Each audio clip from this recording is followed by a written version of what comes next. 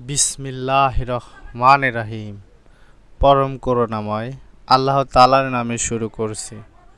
আজকের আলোচনা হযরত মুহাম্মদ সাল্লাল্লাহু আলাইহি ওয়াসাল্লামের কিছু গুরুত্বপূর্ণ বাণী এখানে তুলে ধরা হলো।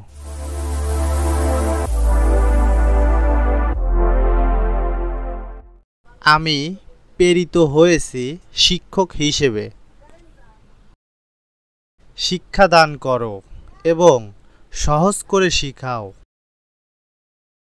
শ্রেষ্ঠ আমল হলো আল্লাহর জন্যে ভালোবাসা এবং আল্লাহর জন্যে ঘৃণা করা।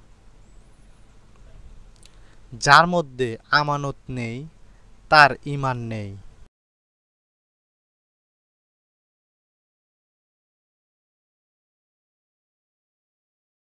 যে অঙ্গীকার রক্ষা করে না তার ধর্ম নেই।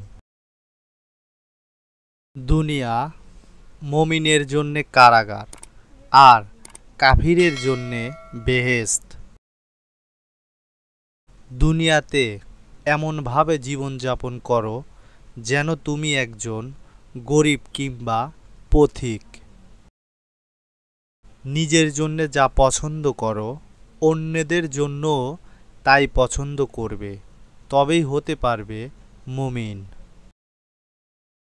তোমাদের কেউ মুমিন হবে না যতক্ষণ সে নিজের জন্যে যা পছন্দ করে তার ভাইয়ের জন্যও তাই পছন্দ না করবে।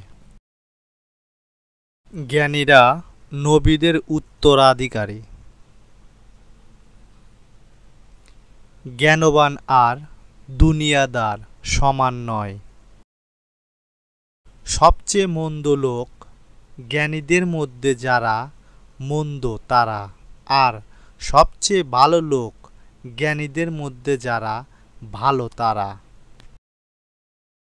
প্রতিটি জ্ঞান তার বাহকের জন্যে বিপদের কারণ, তবে যে সে অনুযায়ী আমল করে তার জন্যে নয়।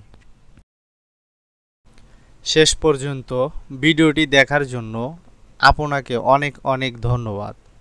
ভিডিওটি যদি ভালো লাগে অবশ্যই লাইক, কমেন্ট, শেয়ার করে আমাদের পাশে থাকবেন। ধন্যবাদ সবাইকে।